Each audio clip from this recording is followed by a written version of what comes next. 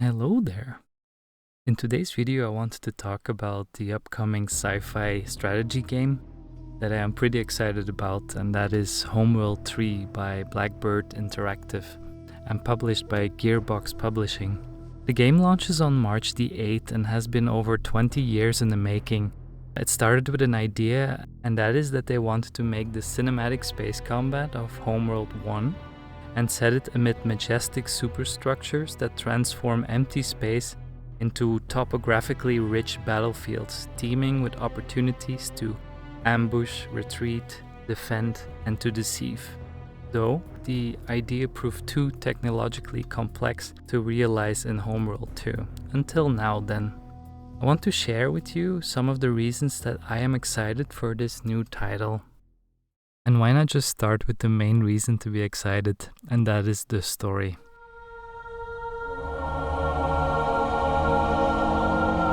No one's left.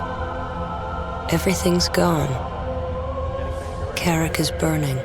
Kharak is being consumed by a fire.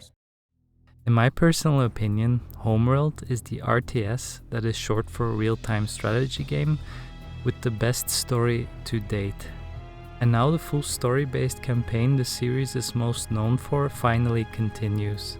Since the end of Homeworld 2, the galaxy enjoyed an age of abundance thanks to the hyperspace gate network. Cycles of plenty and war have come and gone. Now the gates themselves are catastrophically failing, and Kharak, who has passed into myth, is the key to the mystery threatening the galaxy's future. So I'm excited to see where this goes. I wonder if we will learn more about the mysterious progenitors as well. Persistence along with the story.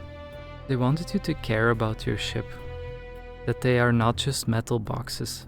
Damage shows on your ship, and depending on the weapon that damages it, missile impacts will look different from laser fire or projectiles, for example. And through the campaign, this damage will persist and will tell your story of the battles you've been through. Components will start showing underneath to give the feeling that it's not just a hunk of metal. The devs really wanted you to feel something for your ship, as they are the main characters of the game, so to speak. The ships have people in them and they interact with each other, and each unit actually has a unique name. So you will see the pilot of this craft is Lieutenant something something. So I can already tell I will be trying to keep them safe through this, and this will up the stakes for sure. Ready and logging on. I've got tracking here. Going manual. Sweep left. There it is. Adjust close rate. The voices of these pilots will also reflect how a battle is going and if they are under stress, and all these additional things will add to the immersion.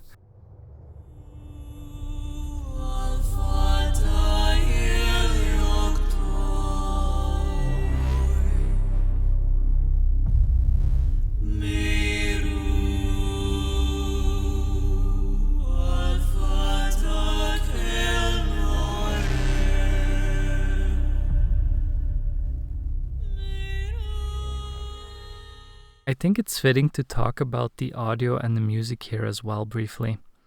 So this was a short track of one of the 2 songs that they already released with the amazing vocals by Fionn Elise. They released these as part of their crowdfunding on Fake. And of course also with Paul Ruscase as their composer, I don't think we will be disappointed. He wants to respect the old and also bring in some freshness like the game itself. So I look forward to getting the soundtrack independent of the game even.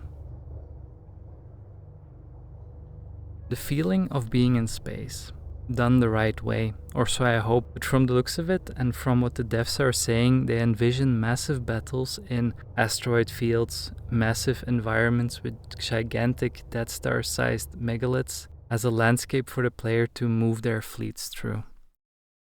And indeed, when I look at the footage that they show us, you can really see that your ship feels so small in an overwhelmingly large environment. I really think having played many space games, this feeling was often lacking. Also, what really helps with this is their camera control, so you can focus in on any ship and have a cinematic experience and be right there in the action. I think this ties in with the stunning visuals.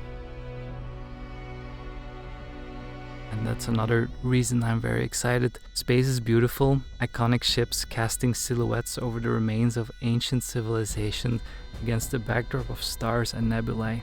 There is certainly a sense of wonder and awe here. They wanted to push the visuals and yet at the same time have a scalability system so people with rigs that aren't as powerful can hopefully still enjoy the game. But for people with good PCs, they have ray-traced shadows, more dynamic damages on ships, full fidelity of the lighting, and the screen space reflections will look awesome. There is a spreadsheet with the recommended system requirements, and I will show it here as well. Strategy. From the way the devs explained it, it seemed a very accessible strategy game for even people who are not used to playing them. They say you can play Homeworld 3 at the pace you want to play it. There is the ability to tactically pause to 100% pause, so you can evaluate your options. As previewed, there are two control options, classic and modern, where it seems the modern option will control the camera in first-person perspective except when focused, so looking around you is like looking outward around you. Where there is the classic mode, you will orbit a third-person camera around your focal point. Part of tactics is also the cover system. The terrains are massive. They wanted to create choke points and interesting strategic choices. So you can send smaller ships through gaps of the megalithic structures, while big ships can't and have to go the long way around. In these tunnels you are hidden from enemy sensors, so you can ambush them. Every single bullet you see in these fights is simulated under the hood, and what that means is that you can take a larger ship to take fire for another ship, so you can break line of fire and engage from another angle. This is really cool stuff. Then multiplayer. So besides the campaign, there is a way to keep on enjoying the game through war games. War games blends RTS games and roguelikes together to create something entirely new. Either alone or with two friends, you brave a series of randomized combat encounters. You will have to do a mission, and some events will happen along the way, like incursions, assassinate someone, defend civilians, escort a group, boss missions. There is a roguelike system in place for these artifacts and ship patterns, so you can improve them with branching upgrade paths, which will allow theory crafting. You can find more artifacts from default drops or from unlocking them with experience points. I will make a more in-depth video on this later. Besides wargames, there's also a good old skirmish mode, which is Homeworld's staple since the very beginning, where you can go head to head against friends, strangers and the computer in a classic deathmatch style brawls. In Homeworld 3, skirmish mode supports up to a maximum of 6 players, and you can set teams freely. Engage in a chaotic free-for-all, square off in 2 versus 2 versus 2, or 3 versus 3, or go with some other permutations like 4 versus 2 or 5 versus 1. You can also substitute in computer players with different difficulty levels or adjust settings like how many resources players start with or whether the game ends when your mothership is destroyed. So yeah, what do you guys think? Are you guys excited for Homeworld 3? Leave a comment if you plan on playing Homeworld 3 or if you decide to do the pre-order already. Coming up for this release, I will be making a couple of videos about the game. If that is something you'd enjoy watching, please subscribe and like this video if you think I deserve it.